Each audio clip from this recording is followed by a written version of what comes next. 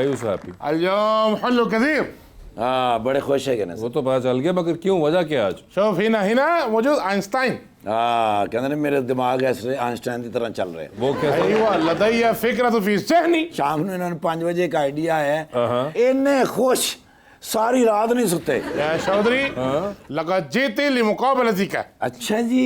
ايوه कहते ने आज स्पेशल तो वासी चौधरी सब ਤੁਹਾਨੂੰ ਮਿਲਣ ਆਏ हैं बस। अरे ना करें। हाँ जी ايوه कोई يا और काम। حبيبي انت صديق حقي. हाँ जी कहते ਤੁਸੀਂ ਸਾਡੇ ਦੋਸਤ ਹੈ। वजह की? معلوم في الليل افكر في الجوائز التي تقام حول العالم. ओए होए होए की क्या है?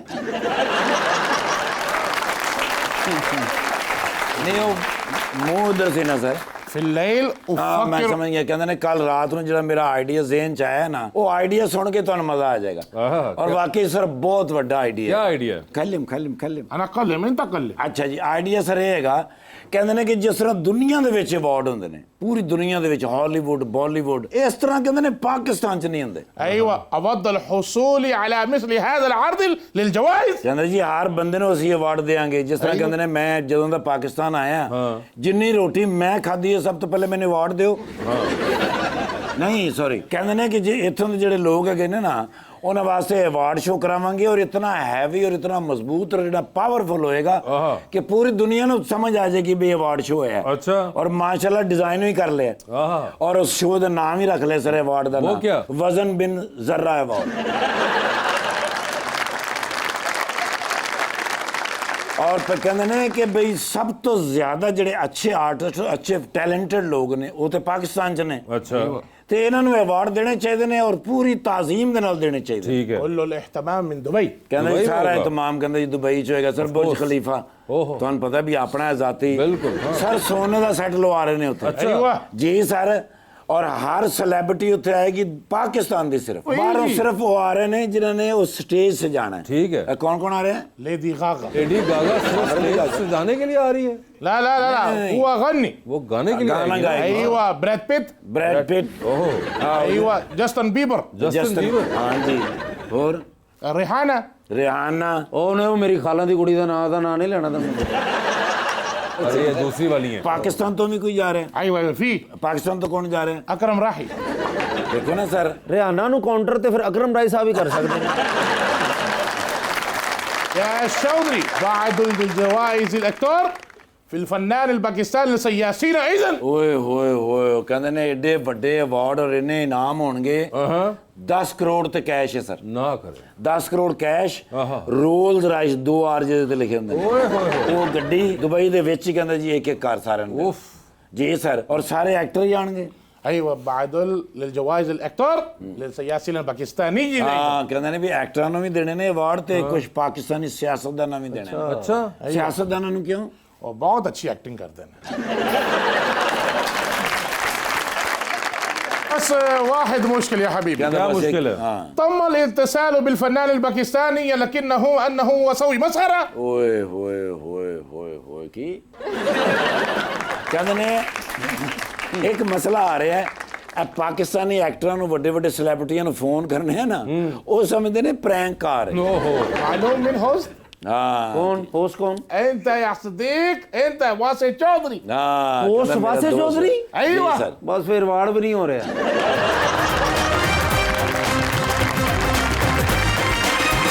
ऑडियंस का सवाल है जी। जी प्लीज। अस्सलाम वालेकुम, मेरा नाम तुबा फातिमा है। मेरा सवाल सर से है, सर आजकल टिकटॉक का बहुत ट्रेंड है, तो सर आपकी पार्टी में टिकटॉकर कौन है और क्या आप टिकटॉक के लिए वीडियोस वगैरह बनाते हैं? देखें, ये जो पॉलिटिक्स में है, ये तो मीडिया तो बड़ी बेसिक नीड है आजकल। अगर सोशल मीडिया के ऊपर आप नहीं हैं तो फिर आप पब्लिक में कैसे वो करेंगे। और खासकर नौजवान हमारे जो 65% है तो वो सारे सोशल मीडिया देखते हैं। टिकटॉक के ऊपर भी मैं हूँ, फेसबुक पे भी हूँ, बाकी भी जो मीडियाज़ हैं वो सब के ऊपर हैं। तो टिकटॉकर तो सारे ही हैं आजकल मेरे। और आप ये कह रही थी कि आप नहीं हैं टिकटॉक? नहीं, I am not on TikTok. You not on TikTok. आप क्या यूज करती हैं? I only use Instagram. Okay, सिर्फ इंस्टाग्राम करती हैं। सर आप करते हैं इंस्टाग्राम यूज? जी इंस्टाग्राम भी यूज़ ठीक है। आप फॉलो करना चाहेंगे उनको? भी बिल्कुल जी, क्यों नहीं। आप फॉलो करना चाहेंगी? नहीं, मैं इनको खुद फॉलो करूँगी. वो खुद फॉलो कर लेंगे, वो आप ढूंढ लीजिएगा। मुझे इंस्टाग्राम नहीं चलाना था, फिर मैंने ड्राइवर रख लिया।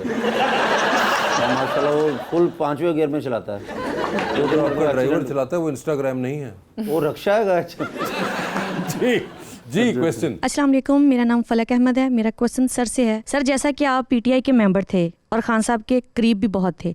तो मैं आपसे सिर्फ ये पूछना चाहती हूँ कि अब जो पीटीआई की हालत है, जिन हालात से वो गुजरा है, इसकी क्या वजह है? खान साहब के अपने फैसले थे या कोई इंटरनल पॉलिटिक्स थी? देखिए, बड़ा अच्छा सवाल आपने किया। चेंज जो आएगी ना, वो ऐसे नहीं आएगी। अभी हमने बजट बनाया 9,775 अरब रुपया सिर्फ हमने सूद की मद में दिया। खान साहब आ जाएं, बड़ा सा बड़ा रेवोल्यूशनरी लीडर आ जाए, क्या वो आके इनको कहेगा मैं लोन नहीं देता? देखिए, 3-4 चीज़ें हैं जो मुल्क को चेंज कर सकती हैं। एक तो पॉलिटिकल स्टेबिलिटी है, ये रोड्स के ऊपर डिसीजन इस मुल्क का नहीं होगा। पॉलिटिकल स्टेबिलिटी का ये हम डेमोक्रेसी को मिक्स कर जाते हैं। क्या चाइना में डेमोक्रेसी है? आज वो सेकंड लार्जेस्ट, हमारे पूरे मुल्क की export 30 billion US dollar, China की 3,300 अरब एक्सपोर्ट है। उनका आम आदमी जो आम वर्कर भी है वो 5-7 लाख रुपए तनख्वाह लेता है। मेरी वाइफ की जो नानी है वो अभी हयात है, 90 ईयर्स, वो कहते हैं कि हमें खाना जो है राशन कार्ड के ज़रिए मिलता था, बाज़ का 2-2 दिन मिलते ही नहीं था। ये उन मुल्क का आज से 30-40 साल पहले हाल था। जब से मैं जा रहा हूँ 15 साल पहले से, उस वक्त भी वो पाकिस्तान जैसे ही लगता था। मैं अभी ओलंपिक्स में गया हुआ था पेरिस में, वहाँ से मैंने ट्रैवल किया चाइना, ऐसे लगा आप गाँव से शहर में आ गए हैं। पेरिस के मुकाबले में चाइना डेवलप, तो जो डेवलप है इस टाइम, आपकी जो लोगों की जो सबसे बड़ी जो रिक्वायरमेंट है वो गुर्बत से बाहर आना है। उनके फाइनेंशियल इश्यूज़ हैं। फाइनेंशियल इश्यूज़ जो हैं वो 2-3 चीज़ों से ठीक होंगे। We don't need the leaders जो बैठ के थड़ों के ऊपर थाना कचहरी चलाते रहें। हमें वो लीडर चाहिए जो इकोनॉमिक्स को समझता हो। मतलब चाइना ने डेवलपमेंट की 3-4 चीज़ों की। पॉलिटिकल स्टेबिलिटी पहले नंबर पे है। पॉलिटिकल स्टेबिलिटी को आप डेमोक्रेसी से मिक्स ना करें, वो बिल्कुल एक डिफरेंट चीज़ है। आप सऊदी अरेबिया कौन सी डेमोक्रेटिक कंट्री है, UAE कौन सा डेमोक्रेटिक कंट्री है, तो ये फैसले पार्लियामेंट होती है उसके अंदर बैठ के करने चाहिए। अदरवाइज़ खान साहब आ जाएं। और नौजवानों के लिए मैं एक पैगाम ज़रूर देना चाहता हूँ। आप जिस तरह का अभी इनकलाब चाह रहे हैं ना, ये इनकलाब खुदा ना खास्ता वो ले जाएगा हमें लीबिया की तरफ। और लीबिया और इराक, जो सद्दाम का इराक था ना, आज उस तक उनको जाने के लिए अगला 100 साल चाहिए। जो कज़ाफ़ी का लीबिया था उस तक जाने के लिए अगला 50 साल चाहिए। तो क्या हम लोग इसको जैसे ही दगरगू करके बैठ जाएंगे, एक लीडर को बिठा देंगे, वो कहाँ से डेट उतारेगा? कौन सी मैन्युफैक्चरिंग? अभी हमारी गवर्नमेंट ने जो किया है, हमने SIFC के ऊपर बहुत ज़्यादा काम किया है। मैं हमेशा कहता हूँ कि हमें जापान जैसी गाड़ियाँ बनाने के लिए शायद अगला 50 साल चाहिए, लेकिन जापान हमारे जैसा मिनरल नहीं बना सकता। इस टाइम हमारा जो जिमस्टोन है वो अनकट अनपॉलिश इंडिया जा रहा है। इंडिया की 45 बिलियन US डॉलर की सिर्फ जिमस्टोन की एक्सपोर्ट है। हमारे पूरे मुल्क की 30 बिलियन US डॉलर है। उनके पास जिमस्टोन नहीं है, वो हमारा जिमस्टोन है। अब हमने उसके ऊपर काम किया है। हम एग्रीकल्चर में ऑर्गेनिक फूड के ऊपर बहुत ज़्यादा काम कर रहे हैं। इस टाइम चाइना की, उनकी ऑर्गेनिक फूड की डिमांड है, billion of dollar will raise. फिर ह्यूमन रिसोर्स के ऊपर आ जाते हैं। अभी पिछले दिनों मैं जापान गया हुआ था, वहाँ के मुझे एम्बेसडर हैं तारट साहब, उन्होंने बताया कि हमें 4 मिलियन नौजवान चाहिए। हमारे पास तो पाकिस्तान में इस टाइम नौजवानों, पूरी दुनिया में 65% हमारी पॉपुलेशन है। एक जो वहाँ वर्कर है वहाँ पे, वो 12 लाख रुपए तनख्वाह लेता है और उनको कुछ भी नहीं चाहिए। हमने सिर्फ उनको लैंग्वेज देनी है, कोई एजुकेशन की रिक्वायरमेंट नहीं है, कुछ भी नहीं है। अच्छा, ट्रेनिंग की भी ज़रूरत नहीं है, just give them the language. उनको N4 N5 कहते हैं, सिंपल हमने उनको वहाँ पे भेजना है और वो पूरी ट्रेनिंग खुद देते हैं। अच्छा, फिर हमने इसके ऊपर ह्यूमन रिसोर्स के ऊपर हम बहुत ज़्यादा काम कर रहे हैं। IT के ऊपर इस टाइम हमारी जो है गवर्नमेंट काम कर रही है। तो हम दिन रात, अभी कल हमारी 5 मिनिस्टरियल मीटिंग है, उसमें मैंने चूँकि इसको लीड कर रहा हूँ जेम एंड ज्वेलरी के सेक्टर को। अभी जो एनर्जी प्राइसेस हैं ये हर एक का मसला है। अब तो एक सफ़ेद पोश आदमी बेचारा, उसके लिए बिल देना जो है वो नामुमकिन होता जा रहा है। इंडस्ट्री इस प्राइस के ऊपर लग ही नहीं सकती, सवाल ही पैदा नहीं हो सकता ना कि आप 50-70 रुपये यूनिट के ऊपर, इस टाइम रीजन में 10-12 रुपये का यूनिट है। तो उसके ऊपर हमारा इस टाइम दिन रात हम सर जोड़ के बैठे हुए हैं कि किस तरीके से हम इसके एनर्जी प्राइसेस को कम करें। चाइना ने जब तरक्की की या और मुल्कों ने, तो उन्हें 3 चीज़ों को बड़ा प्रायोरिटी रखा। नंबर 1 एनर्जी प्राइसेस आती हैं, नंबर 2 ट्रांसपोर्टेशन आती है, आपके रोड इंफ्रास्ट्रक्चर बेहतर होंगे तो तब, फिर तीसरी टेलीकम्युनिकेशन आती है कि आपके पास 5G लेटेस्ट टेक्नोलॉजी है। ये 3 चीज़ें होती हैं। Number 1 political stability. चाइना की तारीफ करनी, तुसी घर भी जाना ना। चाइना, जापान देख लें, बाकी भी मुल्कों ने ऐसे कि। तो to cut the story short, जो आपका सवाल है कि PTI ने यहाँ तक तो बात ठीक की थी, चेंज की, लेकिन 3.5 साल में मुझे अच्छी तरह याद है जब हम अपने हलकों में जाते थे तो लोग कहते थे आपने PTI का टिकट नहीं लेना। वजह पूछते थे कि डिलीवर नहीं किया। कोई एक प्रोजेक्ट बताएं जो प्रोजेक्ट आपने डिलीवर किया हो। कोई एक प्रोजेक्ट नहीं था। देखें, शऊरी लेवल बुलंद करना और बात है, अच्छी बात है बुलंद हुआ है, लेकिन साथ डिलीवर भी करना होता है। गुल साहब, अंडर द स्पॉटलाइट खेलेंगे आपके साथ। आपसे सवाल करूंगा, 7 ऑप्शंस दूंगा, आपने उनमें से जवाब चूज करना है। कहीं पे लगे कि जवाब नहीं देना चाह रहे या नहीं दे पा रही तो आप जनरल नॉलेज पे जा सकते हैं। जनरल नॉलेज पे with every right answer you get 5000। कितनी दफा जनरल नॉलेज पे जाते हैं ये आप लोगों की कॉल होगी। कौन पहले खेलना चाहेगा आप में से? आप लोग डिसाइड करें आपस में। पूछ लें। सर करते हैं स्टार्ट में। अच्छा जी, वो कह रही हैं आप आगे हों। गुल साहब, गुल साहब ये बता दीजिए, आपकी ज़िंदगी में फिल्म बन रही है, क्या चाहेंगे आपका कैरेक्टर उसमें कौन सा एक्टर करे? ऑप्शंस आपके पास जो हैं वो हैं हुमायूं सईद और नुमान इजाज। हुमायूं सईद करें, ठीक है। सर ये बताइए, लिफ्ट के अंदर एंटर हुए आप, 3 लोग मौजूद हैं, एक के साथ सेल्फी लेंगे, एक को स्माइल देंगे और एक को आप कहेंगे कि मेरे ख्याल से आपका फ्लोर आ चुका हुआ है। ऑप्शंस आपके पास जो हैं वो हैं डॉक्टर मुराद रास, फैसल वाडा और इमरान इस्माइल। तो सेल्फी किसके साथ लेंगे? फैसल वाडा के साथ। स्माइल किन को देंगे? मुराद रास। उनको आपने स्माइल दे दी और फ्लोर आ चुका हुआ है इमरान इस्माइल साहब का। ऐसे ही। ठीक है, चांद पे जा रहे हैं, किसी एक को साथ लेके जा सकते हैं, जिसको लेके जाएंगे उनको आप वहीं छोड़ाएंगे, although you will come back. किसको चांद पे छोड़ देना चाहते हैं आप? ऑप्शंस आपके पास जो हैं वो हैं जनाब ख्वाजा आसिफ साहब और जनाब एहसन इकबाल। ख्वाजा आसिफ साहब। ख्वाजा आसिफ साहब को उन्होंने छाल मार देनी है। वो नहर तो मार देंगे, नहीं तो उधर ही मार सकते। टेलीविजन पे 3 लोगों की तकारीर चल रही हैं, एक की तकरीर को आप बार बार सुनेंगे, एक की तकरीर को आप एक बार सुनेंगे और एक की तकरीर पे फिलहाल आप कमरे से बाहर चले जाएंगे। ऑप्शंस आपके पास जो हैं वो हैं मोहतरमा मरियम औरंगजेब, जनाब ओन चौधरी और जनाब शोएब सिद्दीकी। किसकी तकरीर बार बार सुनेंगे? मरियम की। मरियम औरंगजेब साहिबा की। किसकी तकरीर एक बार सुन लेंगे?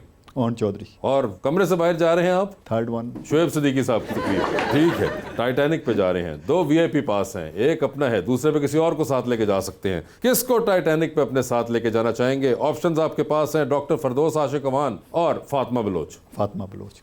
फातिमा बलोच।